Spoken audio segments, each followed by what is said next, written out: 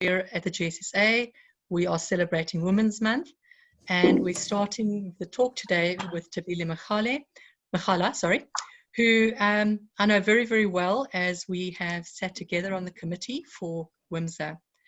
So Thabile is a mining engineer and an MBA holder.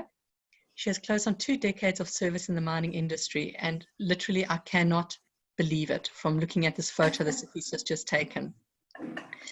Currently, Thabile is the executive of the Eastern Limb at the world's third largest platinum mine, Implats. She held various senior positions at Goldfields, AngloGold Ashanti, and Anglo American. Her notable achievements include being one of the 16 South African women featured in 2018's list of top 100 Global Inspirational Women in Mining. And as I said, she's also the chairperson of Women in Mining South Africa. She was the first female engineering graduate at Goldfields Kloof and Driefontein division, which is now Sibanye Gold. And with that, I'm going to hand over to you, Thabile, to tell us about your success story of Women in Mining. Thank you very much, Nolene, and good afternoon to everyone, and happy Women's Month to everyone, and thank you to the gentlemen that have also joined us this afternoon. It is indeed a great honor, Nolene, to kick off the August month series. So I think, as Nolene has said, I'm Thabile Makgala, and the title for my talk this afternoon is Against All Odds, the Success Story of Women in Mining.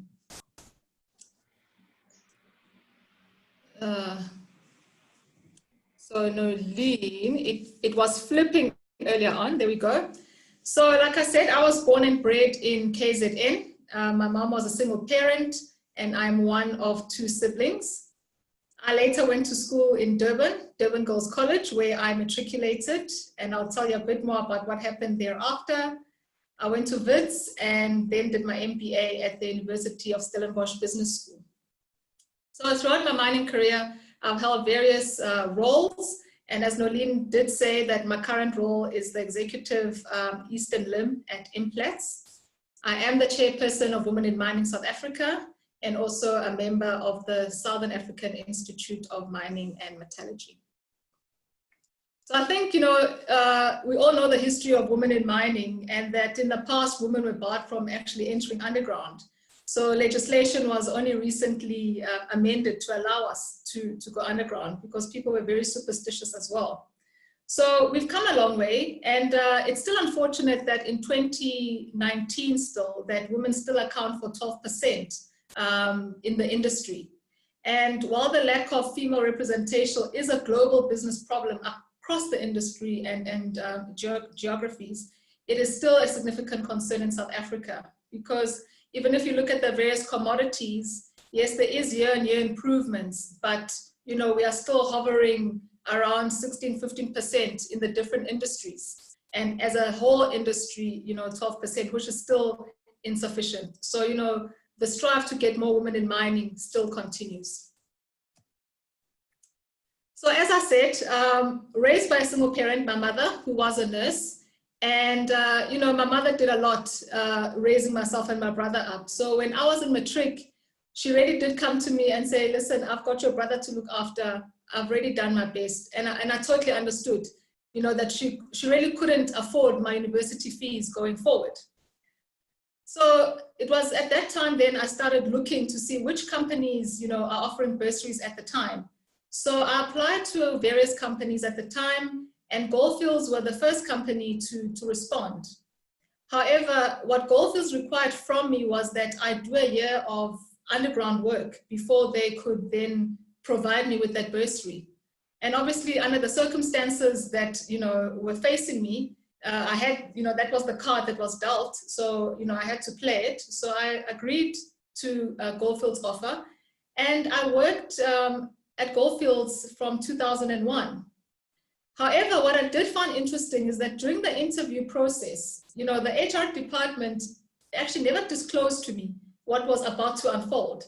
They never disclosed to me that I would actually be the only female entering the program. I discovered that I was the only female when I literally entered the underground workings. And when I look back, I actually think that was a blessing in disguise. The fact that, you know, they interviewed me, they thought I was fit, they offered me, you know, the entry into the program. And I think had they disclosed that you are going to be the only one, I'm actually not sure what that outcome would have been. So here I am, a picture of me in 2001. I am a learner miner at Kloof. And you can see, you know, it's very rough there in the stopes. And, you know, when I got there and I looked at what I was about to face as a girl from Durban Girls College, entering the underground environment, I just thought to myself, wow. But I knew that it was possible. So at the back of my mind, you know, with what was facing me, I totally knew that it was absolutely possible. So one thing, you know, I want to say about Goldfields is that they were great in terms of career development and international exposure. And I think it's an important aspect to all, you know, everyone, you know, in their career, that organizations do provide exposure, because you are then able to see what good looks like elsewhere. You are not just confined to the South African operation that you are in. And it does not even have to be international exposure. It can be exposure, you know, within South Africa, but in various other, you know, commodities and operations, because you definitely need to know what good looks like. However, you know, during this career of mine that I was going through, I did, in fact, experience a lot of challenges. And I like the words of Maya Angelou that say, you may encounter many defeats, but you must not be defeated. In fact, it may be necessary to encounter the defeats so you can know who you are and what you can rise from. And I think these words for me were so true, because during my career in mining, and I'll share with you some of the challenges that I experienced, is that, you know, there were a lot of challenges. However, there were also still a lot of interesting opportunities. So the challenges that I, you know, did encounter, and still continue to encounter, by the way, in my career, is that, you know, mining is predominantly male populated. So, you know, the industry was designed by men for men. So the mere fact that they now need to retrofit and, you know, accommodate us women in mining has been a struggle for the industry and organizations at large. And what I did find is that, you know, as I went through the various organizations and positions, my abilities were questioned, and my abilities continue to be questioned. You know, they always say, will she do it? Is she fit enough? Is she able to do it? And my answer is always yes, I am able to do it, I'm fit enough. Because you can never say no and give up opportunities, you know, that are very scarce in the mining industry. And when I started in 2001, you know, there were no facilities in place. There were no underground ablution facilities. So you had to ask yourself, you know, what now, you know, if nature called? And I had to train myself that I couldn't eat in the mornings, you know, I could only eat when I was out from underground, because there were simply no facilities for me. Facilities only came in a year later, and that was the time when I was due to go to university. So you can only imagine going through this struggle for a whole year. And also at that time, I didn't have money, I didn't have a car. You know, so also at times you find yourself having to walk to the mine because, you know, simply they have not catered for you. And also the PPE, and it continues to be a struggle even to this day, is that I was swimming in the men's overalls. There just was no size, a small female size. So even to this day, we still struggle with PPE. Yes, there has been improvements. There are companies that are now manufacturing female PPE, which is amazing. But that was just one of the struggles. The boots were too big for me. The gloves were too big for me, but I did the best I could under the circumstances. And as I said, you know, opportunities that did arise, they were provided to my male colleagues. So the male colleagues were favored on top of the female colleagues. And it was just highlighting people's biases towards the women in mining. And even to this day, as a female in the mining industry, you have, I call it a bottomless pit of developmental areas. And while I appreciate that all of us do have areas that we need to develop, absolutely, and they are vital, and we need to identify them and address them. But what I did find is that the females, you know, it's forever, you know, there's forever a gap that needs to be addressed. Unlike your male counterparts where, you know, we sort of overlook some of those gaps. And, you know, I started in mining in 2001, and an organization like WIMSA was only started in 2010. So for a good 9 years, there were very few female role models that one could, talk to, look up to. And it was a struggle during those years. And again, the challenges is the policies that did not address women in mining issues. The policies of PPE, the policies of diversity and inclusion. So some of those policies, even to this day, we are still trying to enhance. Diversity and inclusion in 2010 is still a topic, still an issue that mining companies are trying to address. The placement of women when they're expecting. So I also started a family when I was in the coal at Anglo-American Coal.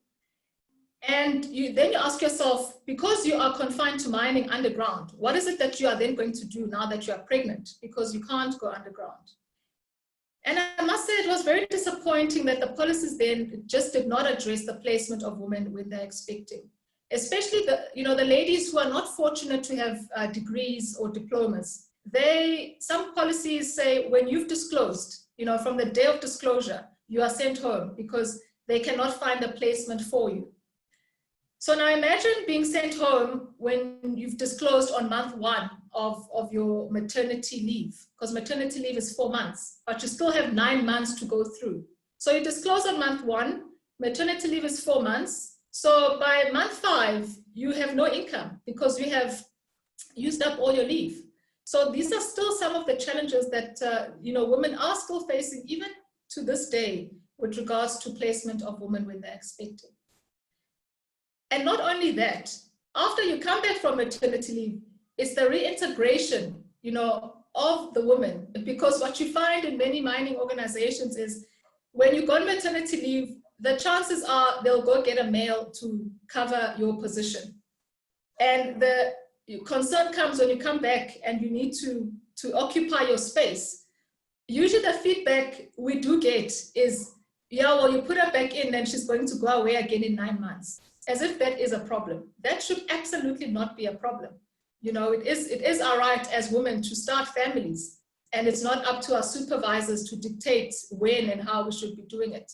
So again, that reintegration, and you still find some other ladies who are still breastfeeding at the time, and it's difficult to go underground and breastfeed.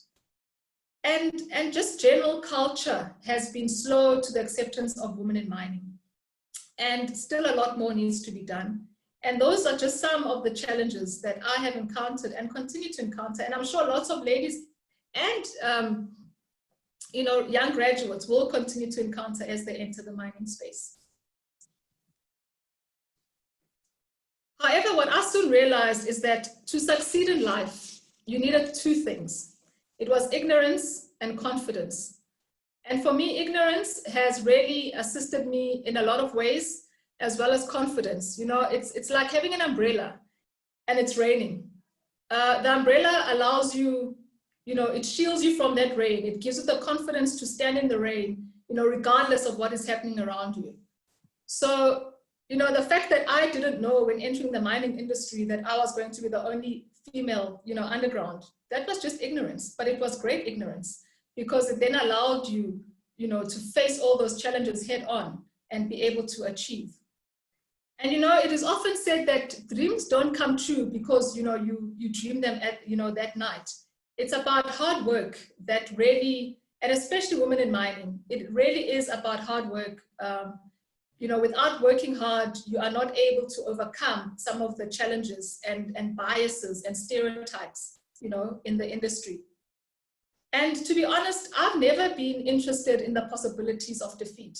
As you saw in my picture, the only one there, young as I was, the possibilities of defeat actually never crossed my mind. And what I soon realized is that for me, to overcome the biases, it was really about performance. And you will find that as women in the industry, we need to perform, because when you perform, people can't say, it's about gender, it's about race, it's about affirmative action. They speak for themselves, because so often, what I found in my experience, when I did get that promotion, people would say, oh, is it another BEE appointment? And the answer was no, it actually isn't. The reason why she is promoted is because she's good at what she does. she does produce the results. So, you know, you can't dispute those results. And my philosophy has really been about the fact that you are responsible for your life. So you need to do the best you can, because as I've encountered in my career, you are going to face a lot of people questioning, you know, your successes. But I just really want to re-emphasize that results. Those are the things that are able to help you overcome some of these challenges. And there's lots of examples of women in the mining industry who've overcome these challenges. So WiM UK runs a biannual publication of inspirational women in the mining industry. In this slide, you see Lindy Nakedi, who runs her own exploration company. There is Dashni, who is the former CEO of Vedanta. There is Mpumi, who is the managing director of De Beers. There is Dr. Tutula Balfour, who works at the Minerals Council. And Nolene was also a recipient in 2016, Nolene. So, you know, these are the inspirational women in mining who have overcome a lot of things in their career. And I'm encouraged by the progress that has been made by women in the mining industry. And again, you know, behind these ladies is a lot of hard work, because people, you know, see this success, but, you know, these ladies have had to do a lot of hard work. They've had to be very disciplined. They've encountered disappointments, failures, but they've persisted nonetheless. And unfortunately, that is just the story of succeeding in the mining industry, is that, you know, behind this success is a lot of hard work that goes behind it. And again, you know, when I entered the industry, like I said, WIMSA, Women in Mining South Africa, for example, was formed in 2010. And you found that there was there were people advocating for women in mining, but you know, for me, it wasn't sufficient. And as the saying goes, that if you don't see the book you want on the shelf, you need to write it. So for me then, it was very important that, you know, I needed to have that narrative as well, and write that narrative. And that's why when I joined Women in Mining South Africa, and, you know, I wanted to be part of the change makers. So I didn't want to sit on the side as a woman in mining and complain. So I did join Women in Mining South Africa, first as a committee member and now as the chairperson. And, you know, Women in Mining South Africa, and Nolene was the chairperson as well of Women in Mining South Africa, has really created the space for women's voices to be heard. That an organization such as the Minerals Council or the Department of Mineral Resources does involve Women in Mining South Africa to hear what our views are, you know, and it's through the dedication of all these ladies in the past who have enabled us to get to this point. And what Women in Mining strives to do is to really create an empowering network to develop the progression of women in the mining industry. So, you know, because of the shortage of women in the mining industry, what WIMSA does on an annual basis is that we have a career day where we are trying to build a pipeline for women, you know, at a high school level, to introduce them to the careers in mining, to highlight to them STEM opportunities. Because if we don't build this pipeline from that fundamental level, we are still going to struggle to attract the women in the mining industry. So again, I encourage, you know, anyone who'd like to join Women in Mining South Africa to please join. The theme for this year for Women in Mining is Future Fit, where we're saying we are focused, we are inspired, and we are transformed. And you can get more of the detail at the Women in Mining South Africa website. And as I said, you know, you did get the Nolenes of this world who were advocating for women in mining. But I also decided, you know, I need to take it upon myself to be the WIM advocate. So in June, last month, in fact, I appeared in the Empowerment, the Sunday Times, just stressing, you know, diversity and inclusion in the mining industry and some of the challenges that women continue to face in the mining industry. I'm always highlighting and unapologetic about women's potential, you know, in the mining industry and how women can make that impact. And I also think it's our responsibility as women in industry to advocate for women's rights, to uplift each other when we see, people doing well, but also to identify ladies that are not doing so well and also encourage them, and point them in the right direction. So I've been very unapologetic about being a WiM advocate, and I will continue to do so, because I do feel that it is our responsibility to make sure that women's voices are heard, to highlight that women have the potential to work in the industry alongside our male counterparts, and that we are just as fit and able to do the roles in the mining industry. So when I look back, and I sat down and I said, geez, I wish when I was at varsity level, or just before I entered the mining industry, I wish that somebody had, imparted some strategies for success. How do I get that cheat sheet on really how to succeed in the mining industry? And I've come up with the top 8 of what I think are the strategies for success in the mining industry. And simply is that, along my career, and I'm sure along other people's careers, is that you are often told that it is not possible and that you will not be able to do it. And my advice is simply do it anyway. You will surprise yourself, when you achieve that result as to what it is that you are able to achieve. So my advice is do it anyway. They will tell you, they can continue to tell you, it's not up to them to decide for you. Do it anyway. And the most important thing is that you need to believe in you before anyone else can.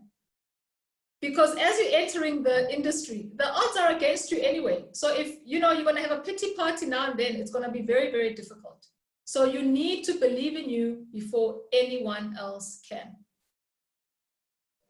And we do have organizations that have got developmental programs. But what I also find as I went through the various stages in my career is that you need to take charge of your own development. Because the program will tell you that you will do shift bossing, for example, for 6 months, and you find yourself doing it for a year and a half. And you say to management, as part of my individual development program, I want to do an MBA. And they tell you that, the MBA is not part of their program. So, for example, I paid for my own MBA. As exorbitant as the costs were, because I believe that that is what I wanted to do. I felt that technically I had accomplished, to a certain level, and I wanted to complement that with more business acumen. However, I was told that, it wasn't part of the program. So we agreed that they could offer me study leave and I would pay for it myself, which is exactly what I did. So you need to take charge of your own development because it sets you up, for other opportunities later on in life. And I want to just say, avoid the comfort zone. It is very comfortable. I know it is very tempting, but dreams stop thriving there. I've noticed a lot of, classmates, colleagues who have simply, loved the comfort zone and you can realize, their potential. So dreams really do stop thriving there. And I think it's also very important to have clarity of where you're going.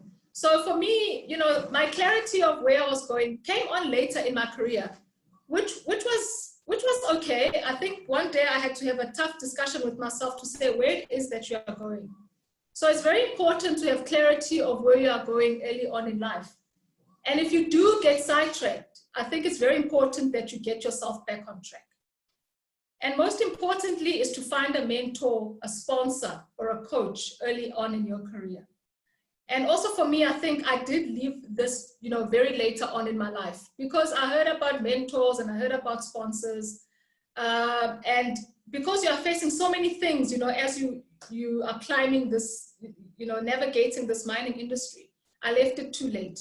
And I always ask myself, what if I had actually entertained the mentorship, the sponsorship, the coaching earlier on in my life? Where would I be now in my career? And again, that's what we in Women in Mining South Africa also try to do, is to make sure that we get that mentoring and coaching going. And also important is to get out of your own way. Stop telling yourself stories in your head. Don't sabotage yourself. Get out of your own way, and you will be amazed at what it is that you can achieve, because we are only confined by the walls we build for ourselves. But I think for me, most important is that in anyone's life, you are going to have setbacks, you are going to make mistakes, but every day is a new day, and it is an opportunity to do better and be better. Because at the end of the day, you are entirely up to you. Companies can only help you and accommodate you thus far, but if you want to get to the next level of anything in life, it is entirely up to you. And I'm sure geologists will like this one, rock, diamonds.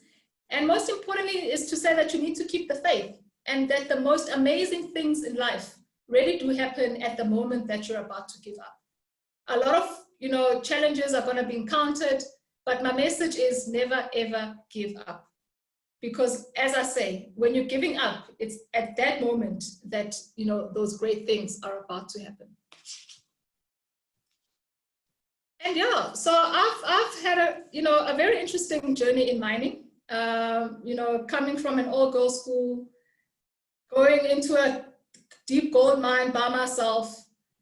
And I continue to be a work in progress. And, for me, the beautiful thing about being a work in progress is that you are never finished. And that's the advice again in the mining industry, is that you can never sit back and say, no, I've done my best. You are never finished. You are always, improving yourself. You are always being given that chance to become something and someone better than you are already. So yes, this is me. Thank you. Thanks so much, Thabile. Are there any questions or comments?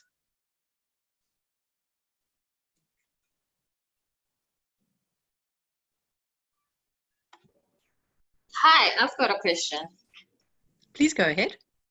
So actually, Thabile, what you mentioned there when you point out that what contributed to your success is ignorance and confidence, I think I resonate with that, because actually myself as well, I started fresh from school in the mining industry. I was working as a metallurgist at Implats, and currently, since I've started, I was the only woman in my team. And for the ignorance part, it's all I know. So for me, it wasn't much of a challenge, because it's the only basis I have, which worked in my favor because it didn't inhibit my progress and my success. But also one thing, when it comes to finding a mentor, it's really hard to find a mentor who you can relate to properly. I don't know if I'm coming across properly, but yeah, I think for me, finding a mentor is difficult. I've reached out to a few people on LinkedIn, but it just doesn't gel perfectly with, I think, with my career aspirations, if I can call it that, or the guidance that I need. Yeah. So if I can just say that mentorship can also be within the organization as well, looking at people in the organization who are able to mentor you. But again, organizations like Women in Mining South Africa, for example, we have mentorship evenings where you are able then to see and match and interact with people who can also be possible mentors. So you need to reach out to various networks so that you are able to then, get that fit that you are looking for, and not just confine yourself, to one avenue. yeah, no, I'll definitely do that, because I wasn't aware of the different channels on Women in Mining. I recently joined it and I haven't been active, I will admit, but it's definitely something I want to do. Yeah. No, good luck. Okay, thank you. Anyone else have a question or a comment? Hello, I'd like to ask a question. Go for it. Yes, thank you, Thabile, for the really great talk. I learned a lot from you as always. Hello. Yeah, so Thabile, you mentioned something that you mentioned once in WiM that challenged me, like the fact that you got to a point later in your career where you had to ask yourself the question of like, what do I exactly want? And you started and had to walk in that direction. Like, how do you discover what you actually want? And the fact that you mentioned that you found it a bit later, if we maybe as early career scientists have the opportunity to find that early, like how do you actually decide what you want, like know what you want? Yeah, no, that was a very difficult conversation I had to have with myself. So I actually started joining the dots and looking at my career. I started in mining underground, and that's where I found my passion. And I'm very passionate about mining. But as I was, going up in my career, I started looking at some of the roles that I was occupying. And I used to ask myself, am I occupying this role? Is it taking me somewhere?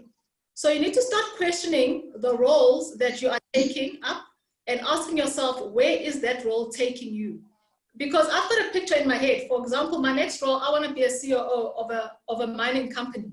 So it's when that started to say, this role that I'm occupying, is it actually aiding me into getting to that destiny?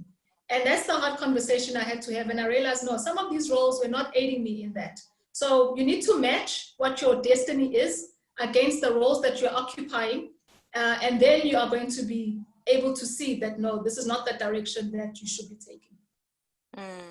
Okay, thank you so much. Is that also like where maybe mentors can Yes. start to fit in, where you have different mentors according to like where you want to go in the next level of your career? Absolutely. In fact, for me to even have that tough conversation with myself, my sponsor came to me and he actually said, at some stage you need to decide what it is that you want to do. So he could see, he could even see the mismatch, and he identified that potential and pushed me to actually sit down and reflect and say, okay, now I know this is what I should be doing. All right. Thank you so much, Thabile. Appreciate it. Thank you. We have a question from Valishni who wants to know, do you think that ladies in the mining industry in prominent positions are doing enough to create an enabling environment for the women that are trying to make their mark in the mining industry? How are we helping each other? Sure, Nolene, that's a very tough question. And the answer is we are not doing enough. We are simply not doing enough. And the challenge is that Thabile, who is at Implats, can only influence so much. Thabile has a boss who also needs to be convinced and influenced as well. So while my intentions may be sincere and I really want to effect the change, I'm still dealing with biases above me. And that is also one of the challenges that we still face. So I may have good intentions, I may join WIMSA, I may chair WIMSA, I may have all these mentorship programs. But when I get back to my organization, I'm not the CEO of Implats, unfortunately. And I must give credit to my CEO of Implats and HR executive for the work they are doing in the space. Credit must be given to them. However, we are just simply not doing enough as an industry. I have to agree with you there. And the next question is, if you were to talk to your 21-year-old self, what would you say? It simply is believe in yourself, believe in yourself, believe in yourself. Because like I said, if you don't believe in you, no one else can. And don't be scared, opportunities do come and you doubt yourself. Take those opportunities, raise your hand. You will make mistakes along the way, but do, take opportunities and believe in your ability to execute on those opportunities. Malachi, is your hand still up from your previous question? I'll put it down. Hi, Tabby. It's Vilashni. Good and you. So I gave you the difficult question because it's a question that has been bugging me for decades, right? I mean, I've been there and we try, but as you mentioned, there's just lots of walls, and challenges to actually bring up the ladies the way we think they should be brought up. So what are we going to do to change it? I mean, we can't just keep having this conversation. It's so damn frustrating. No. how do we change it? The narrative has to change. And I think that for me, you know, I think people get, I mean, the ladies that are coming in now, they get tired of hearing that we're trying, but we just can't get there. So, you know, how do we brainstorm this? How do we make it happen? Because I think that's the only way we're actually going to change how things happen is if we forcefully do something different. Yeah. No, I hear you. We're getting tired of women are trying, but unfortunately we are trying. So I think for me, it's about, it goes back to policy. It goes back to the policies in the industry. Because if a policy says, for every recruitment of a male, you will recruit a female, for example, I mean, that's a step in the right direction already. So I still think that organizations need to, you know, re-look at the policies that they have in the organizations. Diversity and inclusion, it's a non-negotiable. We shouldn't leave it to various organizations to decide if and when they feel like embracing diversity and inclusion.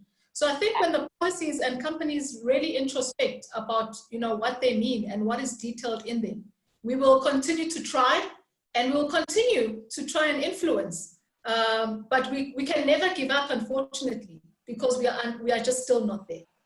No, absolutely. I totally agree with you. But I already have a challenge with that because I know that females are top HR people in mining companies, but they're not changing the policies. So now tell me what, you know? So yeah, you know, you know what? I'm not shouting at you. I'm just saying, what the hell? How are we going to do it? Because the ladies are there, they're managing the policies. And I totally agree with you. We should be changing the policies of how women operate underground, on surface, the opportunities they're given. But if the ladies who are managing HR are not doing it now, I don't know. Who else do we approach? Yeah, you know what? I if we could move on, ladies, please. Thank you. Carol, you have a question? I don't have a question per se, but just say thanks to Thabile for her walk through her career, which I saw resonate. I went through most of the stuff that you went through. And as also you and Thabile probably know, I researched my MBA. Sorry, Naveen, I can't hear Carol. She's very soft. I'm not able to hear. Carol, speak up. Better. Yeah, I can hear you now. Now? Yes. Yeah. Okay. I'm saying thank you very much for that book and your walk through your career in mining, because it's very similar to mine. And then I went to my MBA, one of the research topics was this very gender parity in mining. And I'm glad that you touched, obviously because of time, you touched on culture. It was one of the things that actually stood out for me. And culture at a very different level. In terms of, for instance, getting acceptance from males, getting acceptance from females being in these male roles. We need to actually address those, that at a very ground level, where boys at school or at university, if they accept you, I believe at that stage, they'll become peers when we are in the industry. They will see you as an equal. And also now I think it was Viloshini who is looking for answers. I think this shouldn't actually be men versus women. I think we need buy-in from male counterparts, that we have the same vision to see this thing come through. Because even if you're an HR manager as a female, you can take you on your own because it's like female against males. We need to have men and women at the executive level that actually implement this. Like, for instance, Thabile, you would have males at the executive level, same vision, with the same KPIs, and you jointly maneuver this thing to see it happen. It's just a comment. Thank you. No, thanks, Carol. Sorry, I caught bits of it, but I did get the bits at the end, and I think your comments are very valid.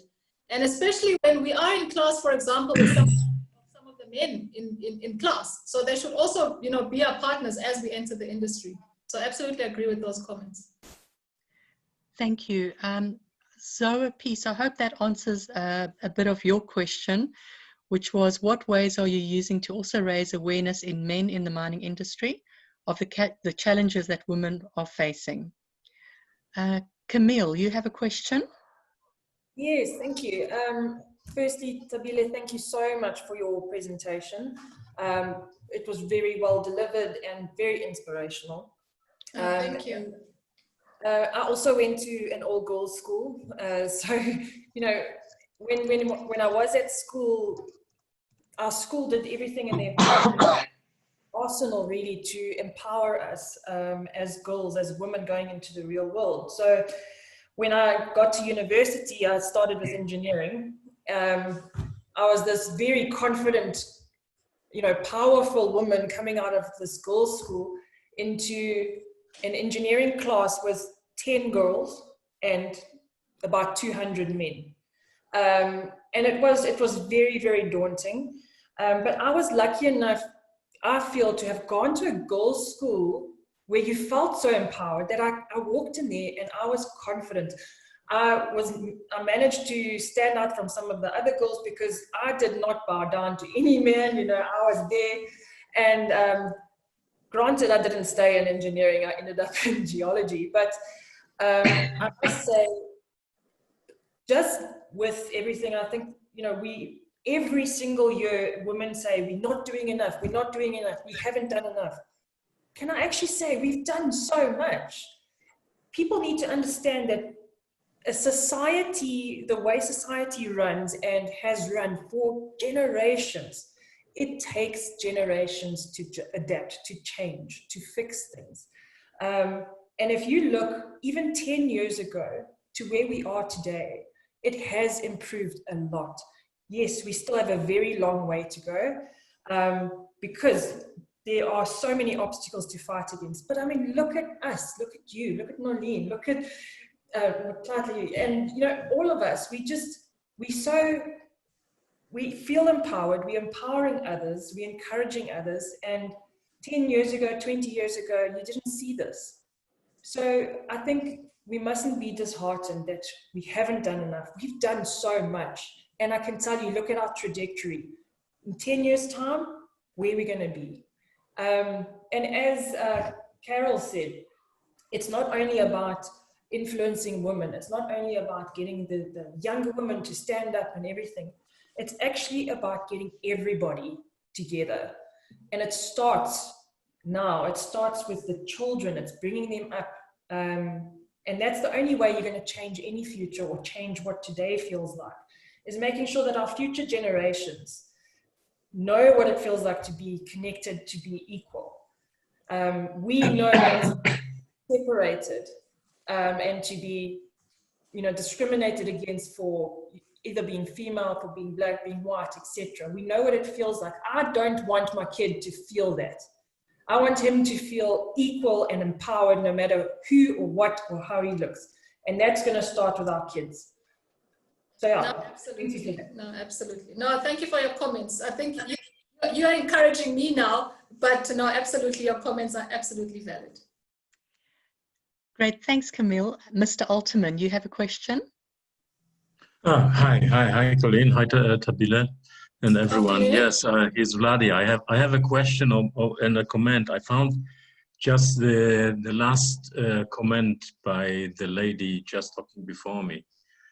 I would like to enforce that it takes everyone to change the situation, and there has been a lot of progress, but it's not enough progress, and especially in Africa, where women play such a vital role in functioning of the entire society, not only in economic terms, but also in social terms, in family terms, everywhere. Women are the driving force of Africa, of the continent. That is even more necessary. I would like to hear from someone maybe about more about personal problems women face in mining industry. So of course, you know, it's a good advice to be confident and to believe in yourself. But how do you deal with particular situations? I think that would be an important advice. Now, I remember when I was a student, was in the 1980s, when we went in Germany underground for an exercise or so, women are not allowed, were not allowed underground, because the suspicion of the miners would tell them that women bring bad luck underground, and then they have the accidents and so on. So even in Germany, people were superstitious and believed in that. I can imagine across Africa, this is at least the same, or maybe even stronger in some societies. How do you deal with that? How did you deal with not only the lack of confidence in you as a youngster and as a woman, but also as being so exotic in that environment? That is also something that is very difficult. If you could give us a little bit more of personal impressions, I think that would be very, very good, very helpful. Thank you. It was a great talk. Thanks. Thank you. I think you requested anyone to share that, so I'm opening up the floor if anyone would like to share.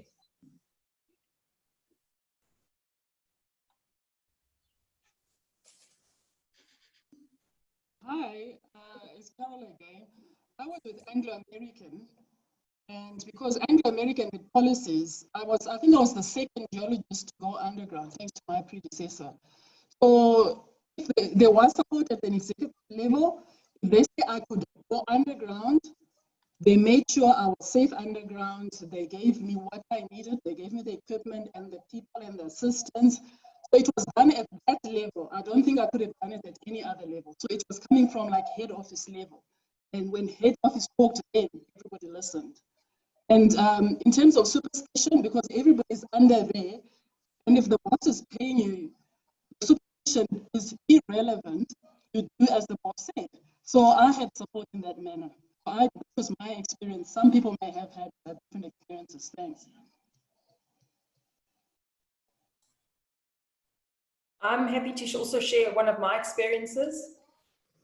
I had a bursary with AngloGold Ashanti, so I've done a few shifts underground, and luckily, because you were a bursar holder and we were working directly with the managers and everything, whenever we went underground, we were protected, essentially. We went down in the manager's cage, so we didn't have to go stand with all the workers, essentially, and we were looked after.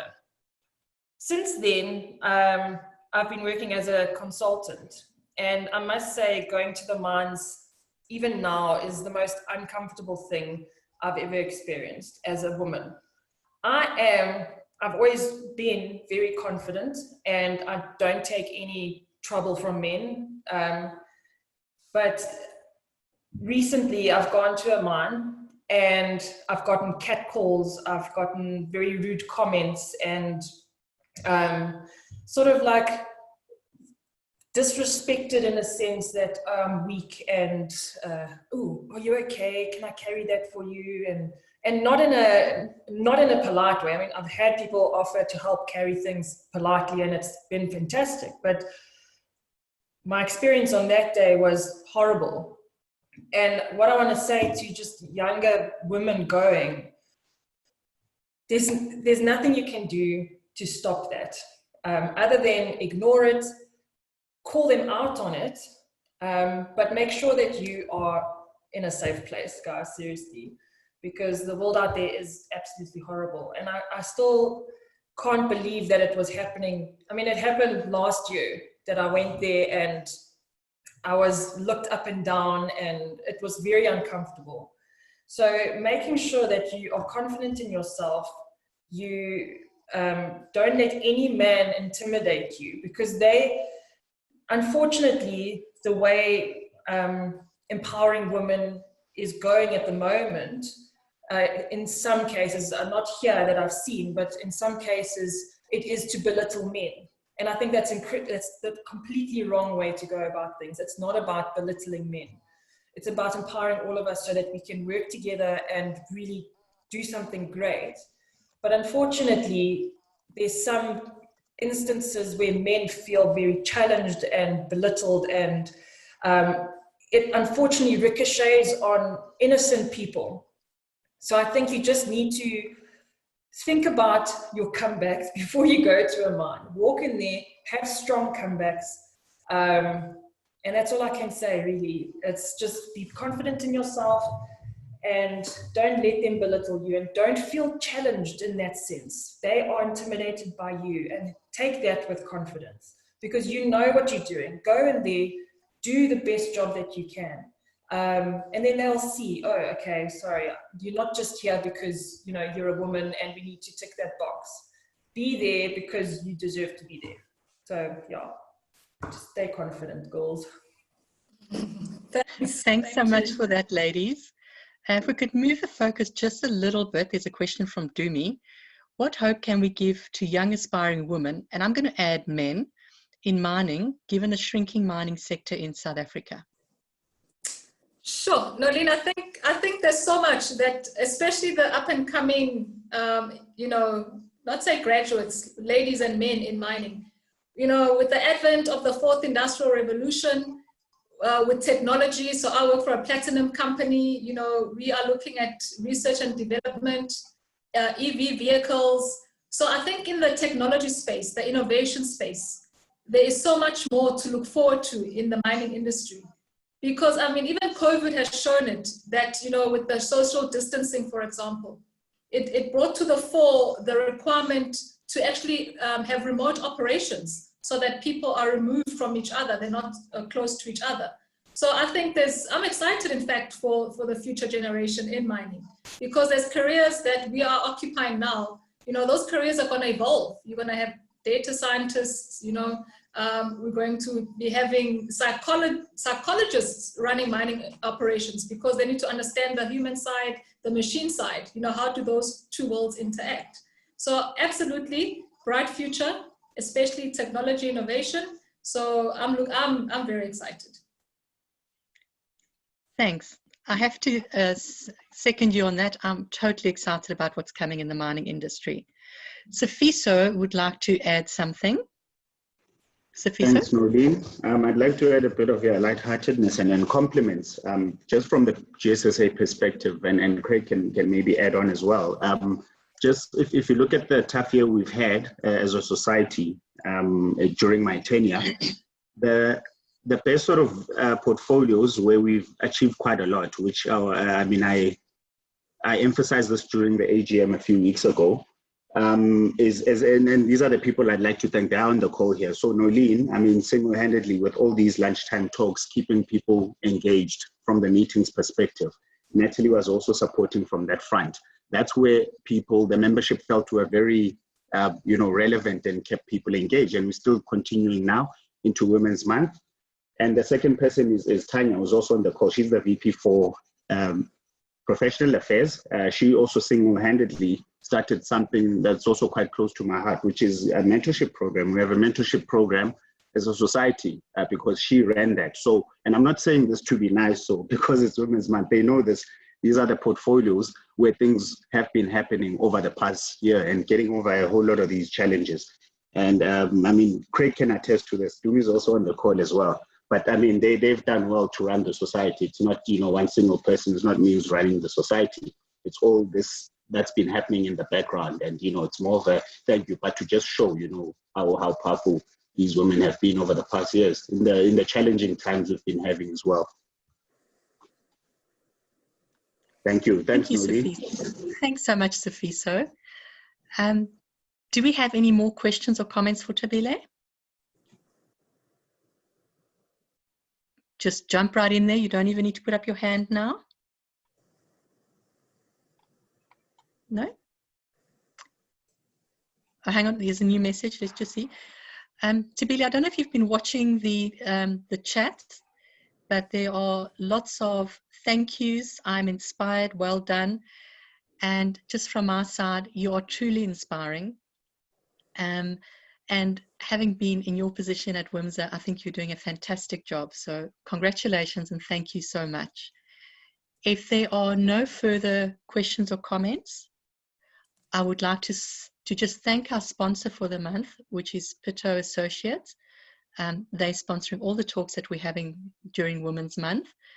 And on that note, I'm going to ask Craig to end the meeting. Thanks again, everybody, for joining us. Thank you, everyone. Thank you, Nolene. Thank you, everybody. Thanks, Thanks. Thabile. Ciao. A great talk and a great interaction. Bye. Cheers. I'll end the meeting now.